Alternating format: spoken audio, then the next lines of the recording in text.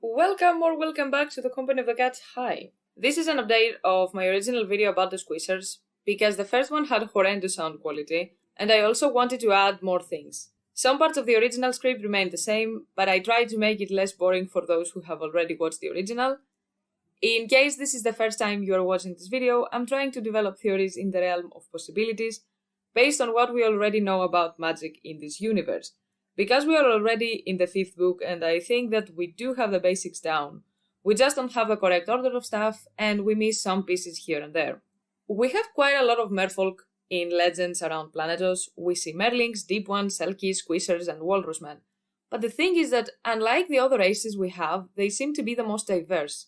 What I mean by that is that the children of the forest have the same description as the woodworkers in Essos. Even though they do not have the same name, we read the description and we all said, oh, children of the forest. Same with the others. Most stories are similar all around Westeros, cold, bright blue eyes, death, etc. It's also the same with giants and unicorns and dragons. The Merfolk, though, aren't like that. The Merling legends talk about aquatic creatures with the upper body of a human and the tail of a fish. The Deep Ones were a hybrid race, according to Maester Theron, a queer misshapen race of half-men sired by creatures of the salt seas upon human women. We learned about Squishers from Dick. They appear human, but their heads are larger than those of men and they have scales instead of hair. They have webbed fingers and toes and green needle-like teeth, as well as a belly white like that of a fish. Their name comes from the squish-squish sound they make as they move. Owen Oakenshield is said to have conquered the Sealed Islands on behalf of the First Men by driving Merling and Selkies back into the sea. Some claim the Maze Makers of Lorath were destroyed by Merfolk such as Merlings, Walrusmen and Selkies, and the Wicked Knight in the Vale is said to have been friends with Merlings. And we have fishy people in Northern Sothorios and in the Thousand Islands. Another peculiar instance was when Leaf, while talking to Bran, said, "That was in the dawn of days, when our sun was rising. Now it sinks, and this is our log dwindling. The giants are almost gone as well, they who were our bane and our brothers. The great lions of the western hills have been slain, the unicorns are all but gone, the mammoths down to few hundred. The direwolves will outlast us all, but their time will come as well. In the world the men have made, there is no room for them. Or us." If there was another race or creature, wouldn't she say anything about it? Are they doing okay? Are they gone or almost gone? What is going on? If they were such a widespread race and created constructs and they were so close to humans as legends claim, wouldn't she say something about them? She mentioned most legendary and extinct creatures and she didn't include them. The only creatures that weren't mentioned are dragons and the others, but these two are also the two extremes, fire and ice respectively. Even though at some point both of them vanished, as far as humans are concerned, they both returned at dusk, right before the long night. And not only there are cohesive myths and legends about them, but we have also seen them in the current timeline. Squishers are not similar to these two, and we also have different descriptions of them depending on the area. Martin tends to use specific words to evoke specific images, and he does the same with sounds. He always does this: horns, stuff falling, walking. He generally puts the audio effects on paper. And one of these sound effect words is the word squish, which he uses when he wants to describe wet sounds. The first time we see it is when Arya throws food at Sansa in a Game of Thrones. It caught her in the middle of the forehead with a wet squish and plopped down into her lap. Of course, we also see it when we got the story about the Squishers. They're always damp and fishy smelling, but behind these blubbery lips they got rows of green teeth sharp as needles. Some say the First Men killed them all, but don't you believe it? They come by night and steal but little children, padding along on them webbed feet with a little squish squish sound. The girls they keep to breed with, but the boys they eat, tearing at them with those sharp green teeth. Every other time it is used, it's when people step on something wet, walking on slush or on mud, stepping on wet ground, or wearing wet shoes. We even see it describing Maribel's footsteps in another Brienne chapter. So it's not necessary for someone to have webbed toes to make this sound. Now the pointed teeth also doesn't mean much, because we have seen them in two other cultures. Both the people from the Thousand Islands and the cave dwellers in the Frostfangs file their teeth. Additionally, the Thousand Isles folk have a greenish tinge in their skin, while the cave dwellers paint their faces green, blue, and purple. We know that in the Thousand Islands they worship fish-headed gods and make sacrifices to them, and the cave dwellers worship dark underground gods, and we know that deep down into the earth there is water, a sunless sea. In Northern Sothorios, we also have the same story. There are ruins of an ancient civilization on the Isle of Toads, and the modern inhabitants are believed to descend from those who carved the stone. They are described as having an unpleasant fish-like aspect to their faces, and many have webbed hands and feet. And the Deep Ones are hybrids, according to Mr. Theron. To me, all these seem human, or at least part human. They don't sound like a completely different race, and I really believe that if there was a race like this, Liv would have said something when she was talking to Bran, except if they lived in the depths. She said not even her people have gone, but if this is the case, then neither humans should know, since they are talking about an era where all three were in Westeros apparently. First of all, we cannot be 100% sure which parts are exaggerations and which are not. Stories with time tend to get more and more magical, so there is always the possibility many of them are heavily embellished, since apart from the market that the Borrells have and the resurrections of Patchface and Iron, we don't really have proof of anything. We are told that some people filed their teeth, so the needle-like teeth could easily be something like this. The green skin again is a sailor story. For all we know, it was paint, tattoos or whatever, since they are very isolated and xenophobic. Sailors hardly stay there since they sacrifice them to their gods, so Corlys is pretty much our only source, and he could have easily been repeating what he heard from the Ibanese, or what they saw from the source, because from what I get at least, they didn't stay there. The scales instead of hair could be some kind of headgear. Μάλακα ο Victarion έχει καλαμαροκράνος. Και ο Γκάριν και οι άλλοι Ρόινερς είχαν ψαροκεφαλές κράνη. Φαντάσου να μην έχεις ιδέα, ξέρω εγώ, από σύφερες και να μην έχεις ξαναδεί πλοίο ποτέ στη ζωή σου. Και μία μέρα να σκάνε 50 τζέδες σαν το Victarion με καλαμαροκράνη και να αρχίζουν να σφάζουν κόσμο. No shit τους λες τέρατα. It could also be tattoos, scarification on shaved heads, and this is only mentioned in Dick's legend, so again, not a reliable source. For all we know, it's a detail added later since stories and legends change every time someone repeats them. In the current timeline, people talk bullshit about skin changers all the time. They call them beasts and believe that they turn into literal animals when we know that this isn't the case. When Stark changed into a wolf, his Northmen did the same. The mark of the beast was on them all. Works birth other works by a bite. It is well known. The only thing we know with certainty is true, at least appearance-wise, is about the membranes. And again, we do not know whether everyone had them, or if it was between all their fingers, because in Westeros they appear only in the Borrell line, as far as we are aware. But in Sothorios, we are told that a lot of people have them, again, not all of them. When I was talking with my sister about the Squishers, I said that all this sound like an Ironborn raid, and she agreed, and also pointed out that wet boots make squish sounds all the time in the novels. They come when still dark from the sea, they kill the boys and take the girls to breed with. The Ironborn spill blood on the moon, so obviously the moon is visible on the water since they attack at dawn. They take salt wives and they are brutal warriors. People of the Dawn Age believe that the Ironborn were demons from watery hells, and the Squishers are pretty much the same. I have said in previous videos that it seems like the Ironborn culture changed at some point significantly. They even say, what is dead may never die, and they believe that they are reborn after their drowning. It definitely seems like they had a pre-hammer and an after-hammer culture. The pike and the sea stone chair were there before the hammer of the waters, and I think that Victarion's story too, and his character in general, support this theory too. He is a devout follower of the drowned god, but his beliefs have started to shift a little bit because he met Mokoro. Two gods are with him now. I will not talk a lot about it here. I have 3 videos on the Ironborn where I explain my take. They definitely were seafarers even before the hammer, living on the western coast, and from the chair I can guess that their OG religion was a very fishy water-related one.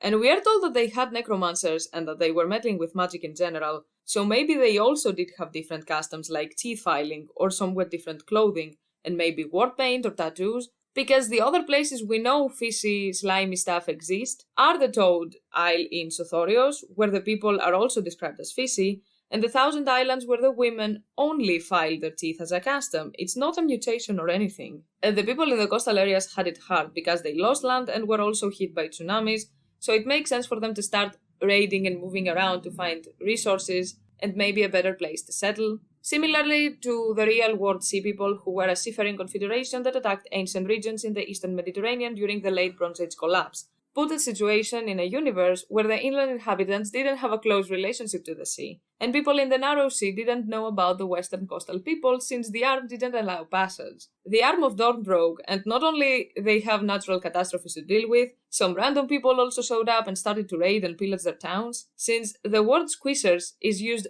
only by the Westerosi in the narrow sea. They obviously thought of them as demons from the sea since they had no idea who the hell these people were. And if they had distinct physical traits that they've now lost, because with the number of salt wives they took and interbred with, their appearance has probably changed by now, or had different traditions and weird clothing compared to the first men's, it stands to reason that the rest of the people would think of them as non-humans. They already thought of them as demons from watery hells. Add extra points if they used magic, which I am guessing was the case, since it seems like everyone was at that point, and the fact that most myths and legends get awfully exaggerated with time, as we have seen with skin changers. I will talk more about the fishiness in a bit, but I think you get the gist. According to Dick, they were not living in the sea, they came from there and stayed close to the shores. They were forced to camp among some rocks, 50 yards above the tide line. A place like this, there might be squishers. He also said that they didn't ride horses, something that is pointed out quite a lot about the Ironborn and the Sistermen too. He's no squisher, that's bloody certain, their sort don't ride horses. And obviously they didn't die easily either, we are told that they are very good and brutal fighters. The people from the sea that attacked Lorath could also have been raiders. The Isles got hit hard by the sea rise, it seems as if the area wasn't even a bunch of islands originally. There are mazes on mainland Essos too, so it was a uniform area. And people started to rave there too, something also very common in real life, until the original inhabitants eventually just vanished. In the Reach where we also hear about Merlings, we are told that Oakenshield drove them out of the Sealed Islands, so we are definitely talking about humans, because if the Merlings had tails like in some myths, they would live in the sea, not on the islands. So Oakenshield wouldn't have a reason to push them out, and it wouldn't be that easy to fight them either. But if they both wanted the same space, similar to what happened with the Children of the Forest and the Giants, then it makes sense. And that brings me to the Three Sisters. Lorath is very close to the Vale, and Cracklow Point is also very close to the Vale. And in the Vale, we do have people with finger webs, and unlike other areas in Westeros, the Winged Knight there was friendly with giants, Children of the Forest, and Merlings. So I'm guessing they let people stay in the islands around the Vale just fine, and had a decent relationship with them, since the Sisters were not the only island where people related to Merlings lived. We also have the Witch Isle, the seat of House Upcliff, and the only member we know about was Ursula Upcliff, a sorceress who called herself wife of the Merlin King. We do not know much about Paps and Pebble, but they are small islands relatively close to the Sisters that came under the rule of House Arryn sometime later, like all the islands around the Vale. In the Three Sisters, we have easily one of the most what-the-fuck minor houses in the series, House Borel. One of the first things we learn about them is that they are keepers of the Night Lamp in Sisterton, one of the beacons along the coastline of the Isles. Along with the other beacons, it is supposed to warn and lead ships through a safe passage, but on stormy nights and foggy ones, the Borels use false lights to draw ships to their doom, so they can take their cargo. Stannis had warned them to stop, otherwise they are gonna be executed, but obviously they still do it, considering they served freaking saffron spice stew to Davos. The second thing we learn is that they have the mark, webbing between the middle three fingers in the right hand. The head of the house, Borel, and his granddaughter have it like all Borels for 5,000 years. The house before the coming of the Andals were pirate kings. Godric said, "When there were kings on the Sisters, we did not suffer doubts to live. We cast them all into the sea as an offering to the gods. The Septons made us stop that, a pack of pious fools." The house was there before the coming of the Andals and became part of the Vale because they wanted to get rid of the Northmen during the rape of the Three Sisters. Lord Godric's forebears had been pirate kings until the Starks came down on them with fire and sword. These days the Sistermen left open piracy to Salador Saan and his ilk and confined themselves to wrecking. It is obvious that the Sistermen, along with the Ironborn, were in Westeros before the Andals, but had a vastly different culture to the rest of the First Men. The last isles to be wedded to the Vale were the Three Sisters. For thousands of years, these islands had boasted their own cruel kings, pirates and raiders, whose longships sailed the Bight, the Narrow Sea, and even the Shivering Sea with impunity, plundering and raving as they could and returning to the Sisters, laden with gold and slaves. Sound familiar, doesn't it? It sounds extremely similar to the Ironborn, and we have some instances where they are mentioned in the same chapter. As with the First Men, the dynasties of the Andal River Kings oft proved short-lived, for enemies surrounded the realms on every side. Ironmen from the Isles raided their coast to the west, while pirates from the Stepstone of the Three Sisters did the same to the east. They also raided the north. The Wolf's Den was built for this exact reason, to protect the river against raids. During the wars between Winterfell and the Andal King of the Mountain and the Vale, the old Falcon, Osgutarin, laid siege to the Wolf's Den. His son, King Oswin the Talon, captured it and put it to the torch. Later it fell under attack from the pirate lords of the Three Sisters. The Vale is the place in Westeros that is the closest to Essos. If the Sistermen raided, I don't even know for how many years, places around the Shivering Sea, then I bet Lorath was one of them. The same goes for the Narrow Sea and Cracklow. They were raiders, and they also have webbed fingers. I think both groups were initially the same people and got separated during the Hammer of the Waters. The Iron Islands obviously drowned partially during the Hammer.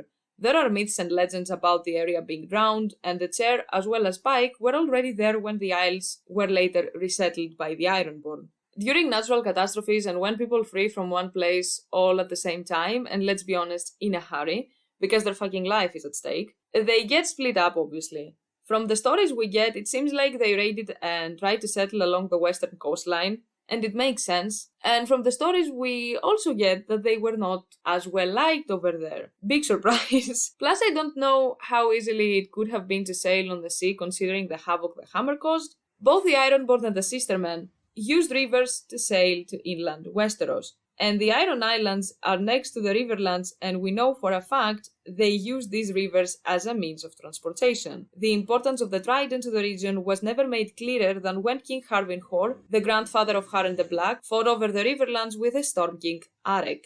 The Ironborn Ravers were able to achieve dominance on the rivers and use them as a means to transport forces swiftly between far-flung strongholds and battlefields. It is fairly easy to pass the ships from the area Sigurd is now to the Blue Fork. Harwin did it, and it was not a secret that people were using major rivers for this purpose.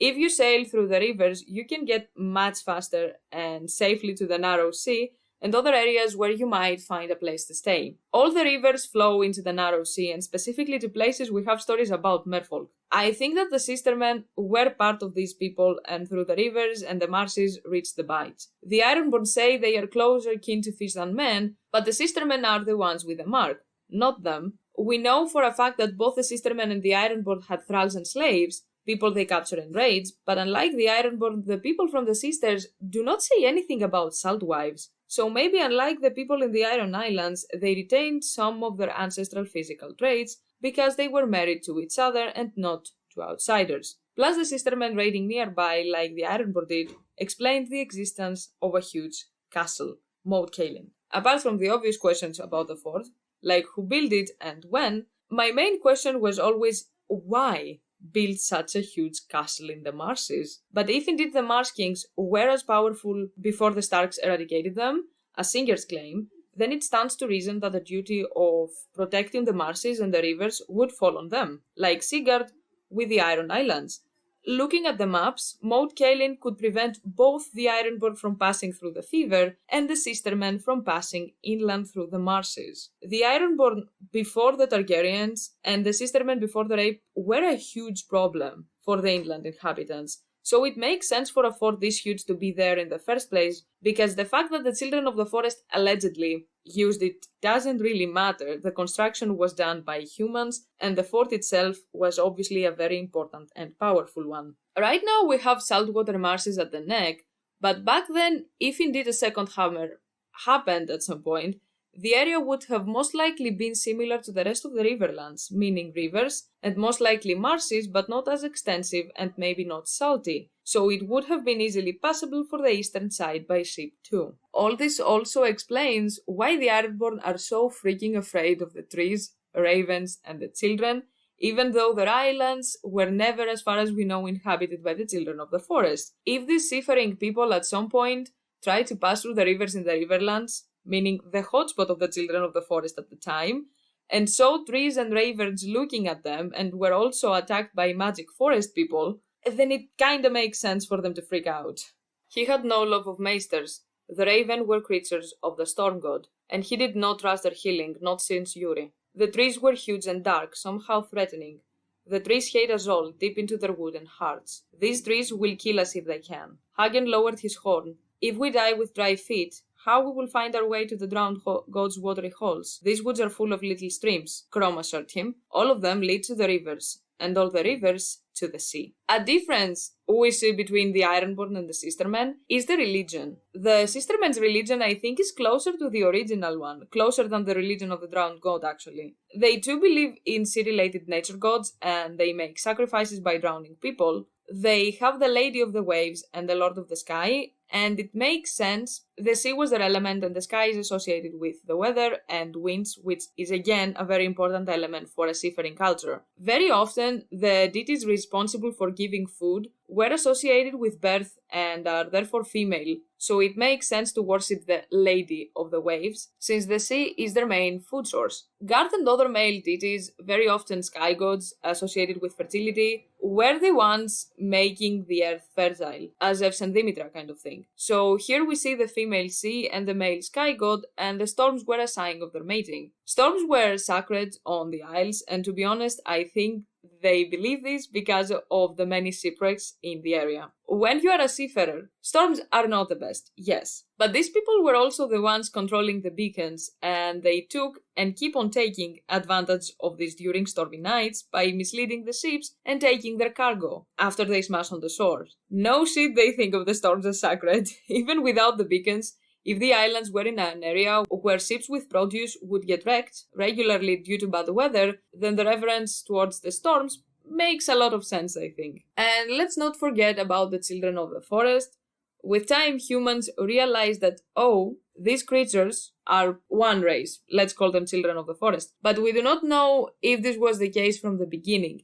If they saw some weird creatures close to the sea with scales, since apparently one of them is named Scales, that were also controlling sea animals, maybe they did create some songs, myths, and legends about merfolk based on them. All in all, though, attacking like this and stealing women is not something the children were doing, and many of the myths do not point to singers. Although they might have inspired some, all these stories sound like humans, seafarers, and raiders that were meddling with water magic. Before talking about the fishy traits like the mark, I want to say something about magic. Water magic, salty or not, is a part of the nature magic that the children of the forest do. Not only water is fundamental natural element, but we are also told that the children believed in the gods of forest, stream, and stone. That Howland could breed mud and rot on leaves and change earth to water and water to earth, with no more than a whispered word. The marshes at the neck are saltwater marshes, and Mira and Jojen swore by earth and water, bronze and iron, ice and fire. Salt is a part of nature itself and fundamental for life, and salty water is still water and a part of nature magic. I will talk about salt later too, but for now I think this gets the point across. The Roin is water witches also knew secret spells that made dry streams flow again, and deserts bloom, and the skin changers could shift into any animal they wanted, aquatic animals included, and they used the hammer of the waters to make the seas rise. Under all these weirwoods in Bran's cave, we are told that there is a deep dark sea like the wells in the rooks of Yggdrasil, so water magic, salty or not, is just nature magic, and it makes sense. No water, no nature. And no salt, no life as we know it, basically. So, yeah. In general, as far as we know, magic can meddle with one's appearance when used excessively. Mokoro is inhumanly black, not the nut brown of the Summer Islanders on their swan ships, or the red brown of the Dothraki horse lords, not the charcoal and earth color of the dusky woman's skin, but black, blacker than coal, blacker than jet, blacker than a raven's wing, burnt, Victorian thought. Summer Islanders are not only nut brown, by the way, they have, of course, a variety of skin colors. These include nut brown, teak, ebony, and polished jet, with the last two being in the dark-skinned black. Wiki is a raider. He is familiar with Summer Islanders, and even if he said the most common shade, which is not brown, he would still remember if he had seen someone as dark. And the same thing goes for Melisandre. Her hair is not just ginger or auburn, and her eyes are not amber or reddish brown, they are red and unsettling. He could see her. The heart-shaped face, the red eyes, the long coppery hair, her red gowns moving like flames as she walked, a swirl of silk and satin. Plus, we do not know what is going on under the illusions. She herself is thinking that she is going through some weird dust transformation. Food. Yes, I should eat. Sometimes she forgot. Rolor provided her with all the nourishment her body needed. But that was something best concealed from mortal men. Weird outer appearance doesn't mean non-human. We know Mel is human. One day, Melisandre prayed she would not sleep at all. One day she would be free of dreams. Melanie, she thought, Lot 7. If Mel and Mokoro have a natural skin color, and eye and hair color, the green tinge in the stories about the Thousand Islands could be because of similar practices. Same with other types of magic. The green seers become one with the tree in time. We have seen some phrases like Borok looks so much like his board that all he lacked was tasks, and the skin changers in general tend to present characteristics and behaviors similar to their animals. In the A Dance with Dragons prologue, we are told that people who skin change birds, even in their own skins, they sit moony staring up at the bloody blue. So if there were people using seawater magic as frequently and as strong, they could have fishy traits, and that would explain why we only have these traits in people in Toad Isle and Thousand Islands now. Both these groups still do sacrifices, and they probably use magic too. And that brings me to the mark, because the word mark is used over and over again about people with skin change abilities. Greyguard's a good place for the likes of you, I'm thinking, well away from decent godly folk. The mark of the beast is on you, bastard. The mark of the beast is on him, that wolf of his. Let go of me, you will rue the day you laid hands on Janos Lind. And not only, they tell Arya about how the many-faced god marks those who are to receive the gift. And are you a god, to decide who should live and who should die, he asked her. We give the gift to those marked by him of many faces, after prayers and sacrifice. Bloodraven told us about the green seers and how the gods mark them with different eyes. In the Three Sisters, they also think that dwarfism is a mark that these people are monsters, and that they need to be sacrificed to the sea. Why would the gods give a man such a shape, but to mark him as a monster? The mark is most likely an indication of magical blood. It doesn't mean that they are half fish. Skin changing is possible to be done with aquatic creatures, as we know, and the children of the forest might be scaly themselves. And that leaves the scales instead of hair. Apart from the fact that we know Roiners wore fish-headed helmets and Ironborn other helmets inspired by sea creatures, we also have grayscale. Maesters and Scepters alike agreed that children marked by grayscale could never be touched by the rarer mortal form of the affliction, nor by its terrible swift cousin, the Grey Plague. Damp is said to be the culprit, he said, foul humours in the air, not curses. The conquerors did not believe either, Hugor Hill, said Gisela. The men of Volantis and Valyria hung Garin in a golden cage and made mock of him as he called upon the mother to destroy them. But in the night the waters rose and drowned them, and from the day to this they have not rested. They are down there still beneath the waters, they who were once the lords of fire. The cold breath rises from the mark to make these fogs, and their flesh has turned as stony as their hearts. We know the Ironborn often suffer from grayscale, and we do not know what it is exactly, because something is off and it doesn't look like a normal illness. If this thing is magical and also looks scaly, if the first men weren't familiar and saw some of these seafaring people afflicted by it, they obviously thought scales, considering the name grayscale. All in all, most of these weird-ass traits to me sound like humans using magic. Add changes that could be their own doing, as I said before, and you get some pretty unusual-looking people. And that leaves the resurrections, because this is the weirdest thing in my opinion. We have people like Aaron and Patchface. Something is going on, because unlike other people who died and came back, they aren't whites. What happened to them is what happened to Bran, I think, but without the skin-changing ability and the guidance of the crow. When you die, you get through the door of death, but if you linger long enough, without actually passing, like Bran who was in a coma, you are in a weird state of limbo where you can see things, since apparently when you peek through the door of death, you get the gift of prophecy and visions. The crown peeked through the door and she had visions. Bran and Jojen did too. Aaron and Pat drowned. An average person can last between 1 to 3 minutes before falling unconscious and around 10 minutes before dying.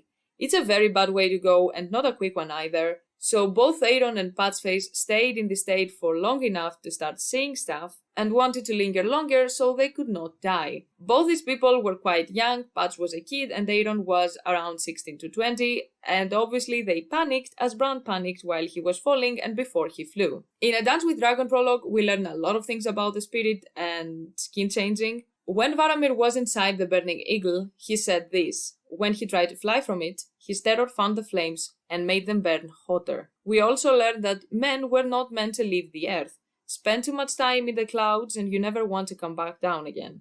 I know skin changers who tried hawks, owls, ravens. Even in their own skins, they sit moony staring up at the bloody blue. And that also applies to water, I'm guessing, and it's probably even stronger. If birds are vastly different from humans and are most of the time in the sky and not on Earth, then fish are even more different. And these pieces of info came from people with the ability to move their spirits since birth. When Aaron and Patchface were drowning, they stayed in limbo enough to start seeing things. But they freaked out, obviously, and they couldn't remove their spirits from their body, which I'm guessing is what happens when someone is dying. Mel says that sleep is a little death, and dreams are sent to people by the Great Other. At least this is what I have gotten from the things we learned in the novels. In this Mel chapter, in the Varamir prologue, and the Game of Thrones Bran chapter while he's dreaming. Varamir had fire all around him and couldn't pass, since according to Mel, fire has all the attributes people associate with it in various real-life cultures and mythologies. Fire is considered to be an agent of purity and a symbol of righteousness and truth, and one reason for burning witches was that they couldn't escape since fire was holy. This is pretty much what we see here. Varamir couldn't escape easily because of the fire. Patch and Aaron didn't have fire all around them, but they did have something else that is considered magical, and it is used to purify both in the novels and in real life. Salt. Salt has long held an important place in religion and culture, and as I mentioned before, it's a fundamental part of nature. It is a necessity of life. All animals need salt. It is a mineral that has been used since ancient times in many cultures as a seasoning, a preservative, a disinfectant, a component of ceremonial offerings, and as a unit of exchange. Even the notion of holy water most likely started from salt water, since it is a good solution to use to disinfect and treat wounds. In the novels, seawater is considered holy by the Ironborn. There is also the salt and bread custom. The custom of serving bread and salt to guests is a recurring reference in the books. It is a welcome ritual that serves not only as a Westerosi tradition of hospitality, but also as a formal assurance of guest right, a sacred bond of trust and honor guaranteeing that nobody in attendance, hosts and guests alike, shall be harmed. Violating the guest rights is widely considered among the most atrocious moral crimes. This custom is also a real-life one in the Middle East, the Balkans, in Nordic, Slavic and Baltic countries. The bread is chosen because it is a staple food, and in many cultures bread is a metaphor for basic necessities and living conditions. Salt is used because it signifies permanence, loyalty, durability, fidelity, usefulness, value, and purification. So, as you can see, some of the salt attributes are very similar to the ones attributed to fire, but milder and less destructive. In ancient Greece, and pretty sure in other cultures as well, during the new moon ceremonies, along with water, salt was thrown into flames of fire, creating crackling noise to invoke the gods so they can accept the offerings. In the novels there is the wall too, which not only has salt all over it to help with the ice, but the melting ice itself has been described as salty, and the wall is a very strong magical barrier. The Ironborn say, "Bless him with salt," and when the ceremony of drowning was happening, Theon commented on how the salt burns. It burns his eyes, yet another similarity with fire. So maybe Aaron and Patchface didn't have fire all over him to stop them from getting out of their body like Varamir, but they did have salt water all around them, and they were also panicking like Bran was while he was falling, but unlike Bran, they didn't have guidance, and they for sure remember the way they died, since Aaron says that he visited the halls of the drowned god. So it makes sense that they would go mad, along with being able to have weird dreams and visions. Generally, skin changing, literal like areas, or even just an out-of-body experience seems to be a dangerous thing, and the person needs to be careful and calm. Extreme emotions while doing it seem to make the whole experience very traumatic and damaging. This is what I think is going on with the watery resurrections pretty much. The salt around them holds the spirits inside their body, and they panic enough to fly, like Bran, they swim. And if this is the case, obviously they are not okay mentally after, since they undergo all this while having a panic attack, and on top of that, they see some serious weird shit in visions. And we know from the House of the Undying and all the underground mazes that looking where you're not supposed to look can turn you mad. Also, it could explain the drowning of the followers of the drowned god, since it could be quite useful, I'm guessing, if one of these people stays connected and keeps on having visions after the resuscitation. This is it. I wanted to re-upload this video because it's one of my favorite topics in the novels, and I had so much fun writing it, but the sound after the upload to YouTube got messed up, and I wanted to add some bits here and there. If you rewatched it, I hope you enjoyed it more than the previous one and you weren't bored. And if this was the first time listening to it, I hope you people were not disappointed with a not very conventional theory about the underwater things. But from what we know about magic, it is the most logical explanation in my opinion. If you enjoyed the video, press a like, subscribe to the channel if you haven't, and comment whatever you want to comment. Until the next one, bye!